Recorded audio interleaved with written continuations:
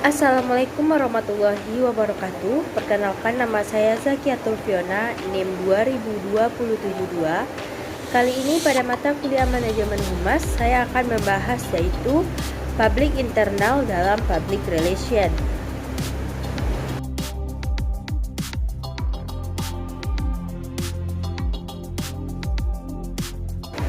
Public Internal merupakan kegiatan dari Public Relation. Kinerja praktisi public relation untuk membina hubungan dengan public internal, di mana hubungan antara dengan karyawan dan pemegang saham. Tujuan membina hubungan baik dengan public internal adalah agar citra atau reputasi organisasi perusahaan tetap positif di mata publik, sehingga mereka antusias, rasa solidaritas atau rasa memiliki terhadap perusahaan. Public relation harus menjaga hubungan baik dengan public internal, yaitu sebagai berikut. Yang pertama, hubungan dengan karyawan, di mana adanya komunikasi dua arah yang memberikan dampak positif terhadap suatu kinerja karyawan, di mana pada hubungan ini praktisi public relation berperan sebagai penengah antara pengambil keputusan dengan karyawan. Hubungan ini dapat juga dipelihara melalui semangat dan kinerja karyawan dengan strateginya melalui komunikasi. Dengan adanya kedekatan emosional antara pengambil keputusan dengan karyawan-karyawannya, serta bentuk hubungan lainnya, yaitu adalah dengan karyawan tidak memberikan informasi yang salah kepada publik eksternal, tetapi lebih dikomunikasikan dahulu dengan publik internal dan menjadi jalan keluarnya jika mengalami kendala. Pengambilan kebijakan merupakan public relation-nya sebuah lembaga. Jantungnya sebuah lembaga adalah pengambil kebijakan. Media yang menjadi penengah antara pengambil kebijakan dengan karyawan adalah yang biasa disebut dengan praktisi public relation. Kedudukan praktisi public relation dalam public internal dengan karyawan ini adalah untuk memediasi atau media antara kedua belah pihak, dengan menarik kesimpulan antara fakta dengan data yang diperoleh yang nantinya akan dibawa pada sebuah rapat. Yang kedua adalah hubungannya dengan pemegang saham. Hubungannya tidak kalah penting dengan perusahaan yang mana pemegang saham merupakan mereka yang menanamkan sahamnya, sehingga kita mempunyai cadangan untuk mengolah suatu bisnis. Bentuk hubungan yang dibangun dengan pemegang saham yaitu pemegang sahamnya sebagai berikut. Yang pertama, anak jaminan. Yang kedua, petugas. Yang ketiga, pengawas. Yang keempat, broker. Yang kelima adalah penasihat dan sebagainya. Bentuk hubungan dengan pemegang saham dapat berupa laporan seperti laporan tahunan dan laporan semesteran, yang sifatnya merupakan media utama antara pemegang saham dengan lembaga. Melalui laporan tahunan membantu kesempatan kepada praktisi public relation pada perusahaan atau lembaga untuk melaporkan apa yang telah atau yang sedang dan akan dilakukan oleh perusahaan.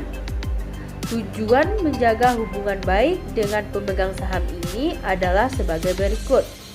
Yang pertama, menjaga dan membangkitkan perhatian pemilik atau pemegang saham terhadap perusahaan melalui laporan tahunan, laporan bulanan, atau apapun bentuknya. Yang kedua, menciptakan suatu pengertian yang sama antara perusahaan dengan pemilik saham melalui komunikasi finansial. Yang ketiga, membujuk para pemegang saham untuk terus menanamkan sahamnya kepada perusahaan tersebut.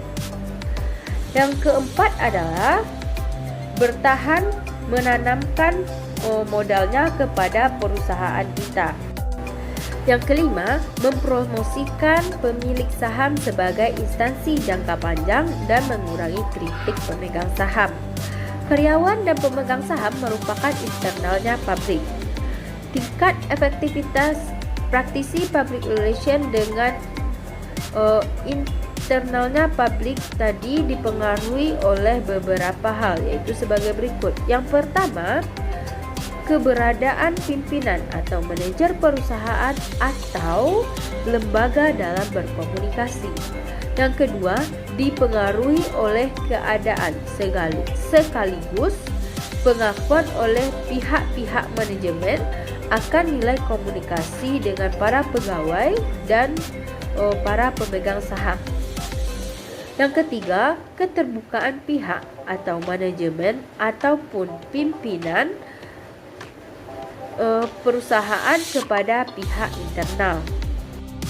Media yang sering dimanfaatkan oleh praktisi public relation dalam rangka menjaga hubungan baik adalah yang pertama, jurnal internal, di mana publikasi atau terbitan yang didistribusikan kepada khalayak di internal pendukung pada organisasi atau suatu perusahaan. Contohnya saja yaitu majalah koran atau elektronik.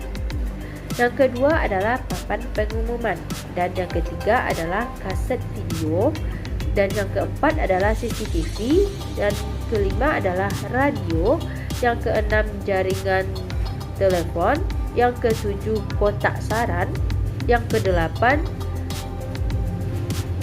yaitu siaran umum atau obrolan langsung, yang ke-9 yaitu rapat, dan yang ke-10 adalah interaksi bicara.